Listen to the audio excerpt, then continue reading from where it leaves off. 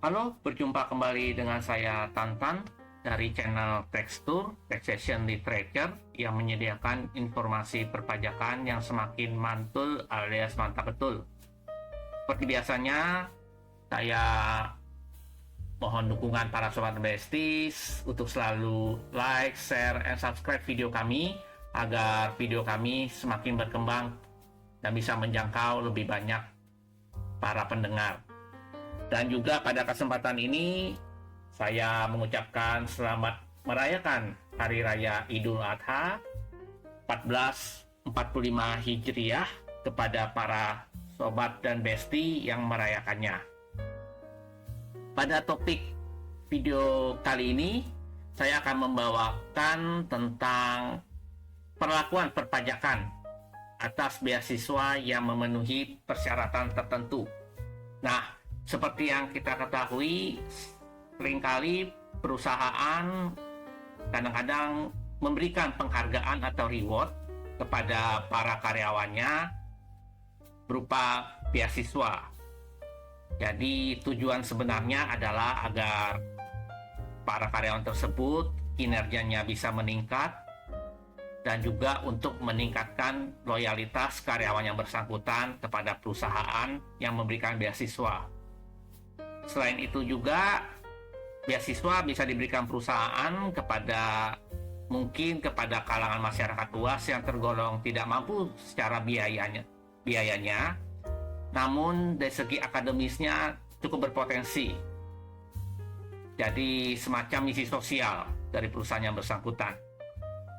Nah, penting juga bagi kita untuk mengetahui bagaimana sih perlakuan perpajakannya, baik dari segi pemberi beasiswa maupun dari segi penerima beasiswanya.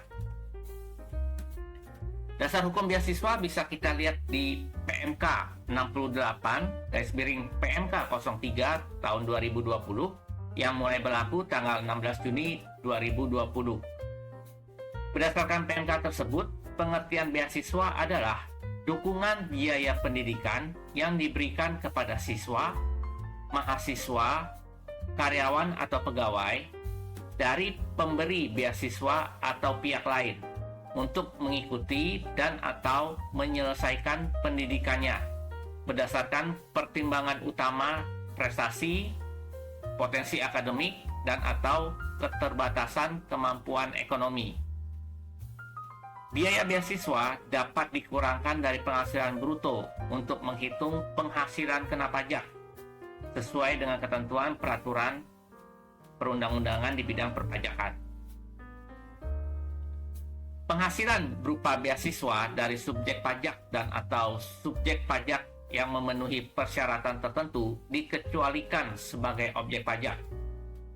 Penghasilan persyaratan tertentu yang dimaksud meliputi beasiswa diterima oleh warga negara Indonesia dan untuk mengikuti pendidikan formal dan non-formal yang bisa dilaksanakan di dalam maupun di luar negeri. Pendidikan formal merupakan jalur pendidikan yang terstruktur dan berjenjang yang terdiri atas pendidikan dasar, menengah, dan tinggi. Sedangkan pendidikan non-formal merupakan jalur pendidikan di luar pendidikan normal yang dapat dilakukan secara terstruktur dan berjenjang. Komponen beasiswa untuk pendidikan formal dan non-formal terdiri atas biaya pendidikan yang dibayarkan ke sekolah, lembaga pendidikan, atau pelatihan.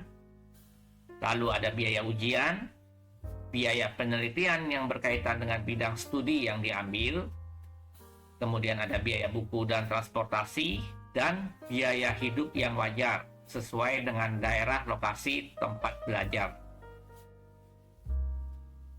Penghasilan berupa beasiswa tidak dikecualikan sebagai objek pajak penghasilan bagi penerimanya apabila yang pertama, wajib pajak badan pemberi beasiswa mempunyai hubungan usaha, kepemilikan, dan penguasaan dengan pihak penerima.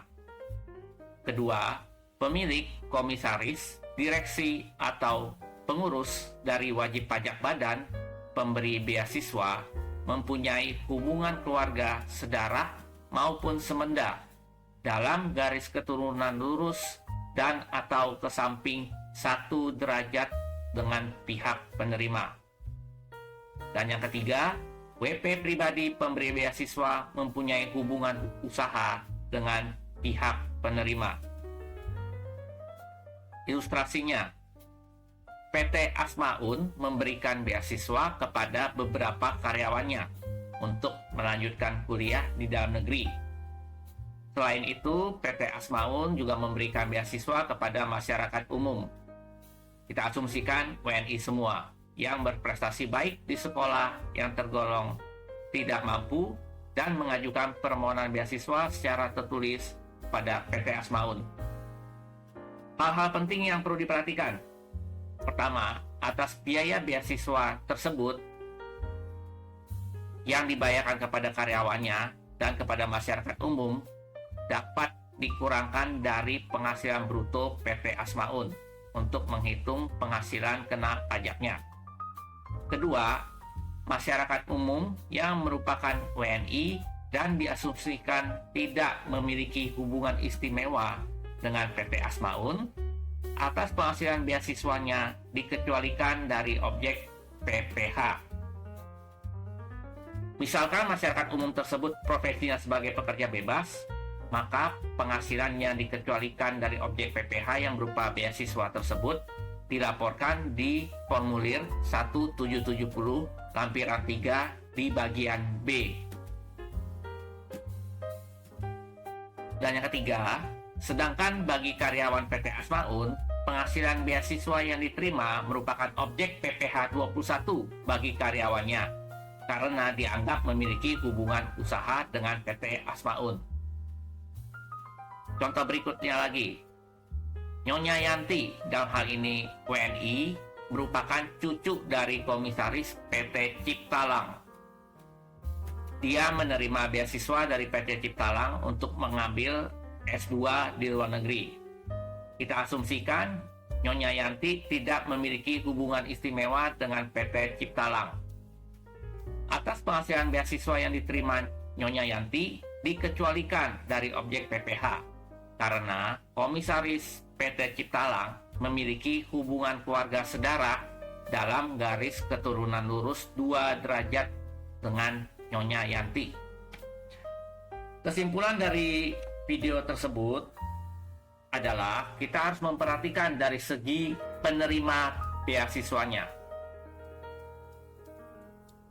Kalau beasiswa tersebut dikecualikan dari objek pajak penghasilan selain penerima beasiswanya itu berupa atau merupakan WNI, diperhatikan juga apakah wajib pajak tersebut memiliki hubungan usaha, hubungan kepemilikan, atau hubungan penguasaan dengan pihak pemberi beasiswa.